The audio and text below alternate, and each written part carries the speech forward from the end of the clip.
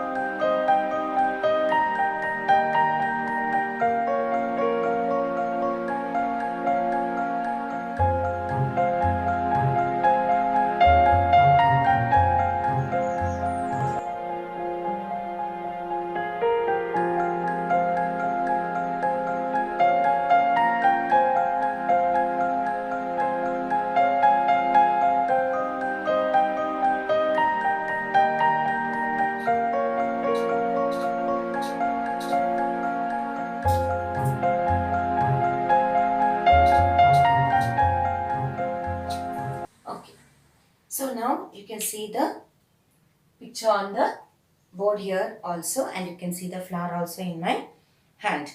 Now these are the petals we commonly call, isn't it? The color of the flower depends upon the color of the petals. Now this petal has got another name. It is called as the corolla.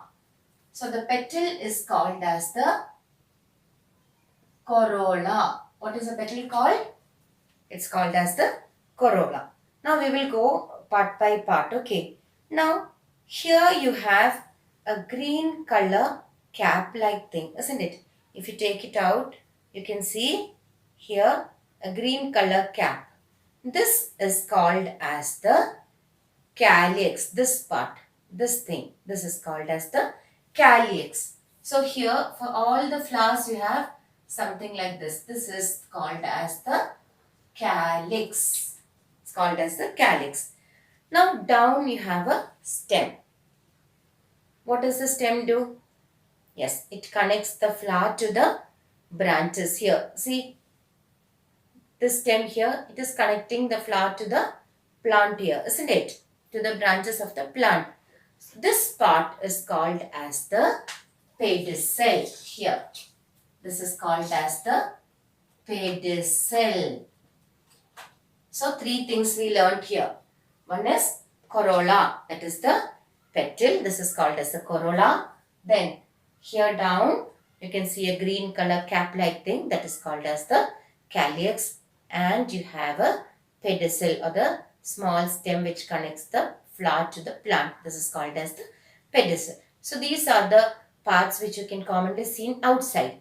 Now here you can see a tube like thing, isn't it?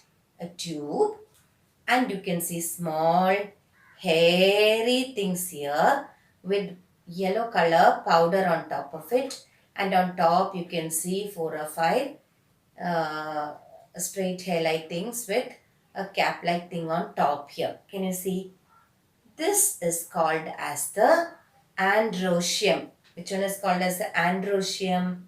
Here, this thing, that is the hair like thing here with a yellow powder on top is called as the androecium. That is only this thing. This is called as the androecium. What is this androecium? What is this androecium? Androecium is only this one, this thing. See, a small hair-like thing with yellow powder on top of it. What is this androecium? Androecium is the male part of the flower. Male part of the flower. You know what is male and female. Girls are called as females and boys are called as male. So you would have understood what is androecium. That is the male part of the flower. Is it clear? So now you learned corolla, you learned calyx, you learned pedicel, then you learned androecium. Here you can see this calyx and this petals and all those things are here connected to the stem at a particular point here. Did you see this point here? At a particular point.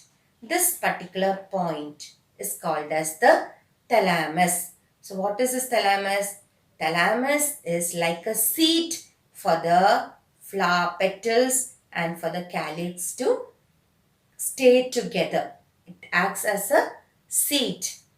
Is it clear? So this portion where I kept my finger, this portion is called as the thalamus. That means here. Thalamus is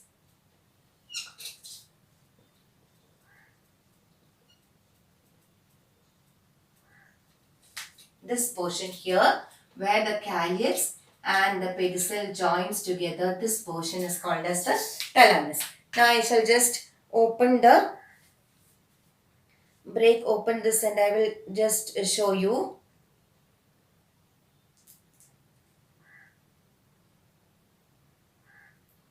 Here you can see this portion. See, if this thing is not there, what will happen?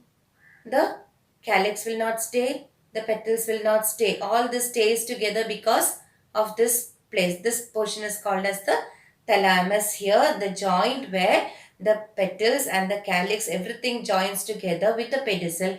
That place is called as the thalamus. So which are the parts we learned now? Corolla, calyx, pedicel, thalamus, and this is the androecium.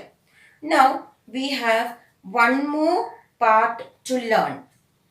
One more part to learn. Which is this part? This is the male organ of the flower. So then the flower should also have the female organ, isn't it? So which is the male organ of the flower? Androecium. Now which is the female organ of the flower? Yes, the female organ of the flower is called as the gynoecium.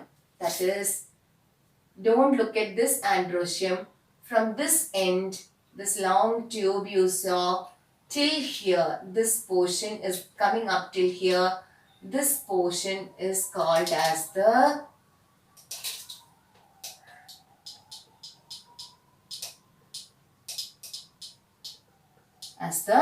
Gynoecium. What is it? Gynoecium. It is called as gynoecium. So which is the male part of the flower? This hair-like thing, and this powder on top is the male part of the flower, and from this end up till down here, this whole tube is called as the gynoecium. For that, we will do one thing. Teacher is going to cut open this flower for you. You can do it from home, but then please see that your parents are with you.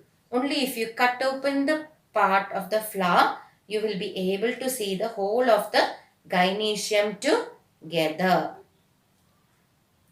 So I'm just going to cut the flower open into two. Now here, when I cut open the flower here, you can see like this. Did you see?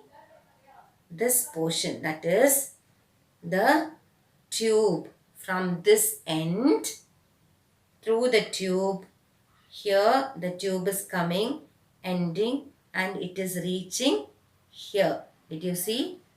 This whole portion, that is from here up till this top, this is called as the gynoecium. So which is the gynoecium? From top here down the tube till this portion, this is called as the gynoecium. So which are the parts of the flower? Once again we'll say corolla, calyx, then thalamus, pedicel, then androecium, and the gynoecium. So these are the different parts of the flower. So you have to draw the shoe flower in your notebook. The picture is there in your textbook. You have to draw the picture of the shoe flower and mark the parts of this and send it to me. In detail about the gynoecium and the androecium, teacher will take in the next class. Now you have to learn the parts of the flower. So draw the shoe flower in your notebook and mark the parts. Thank you.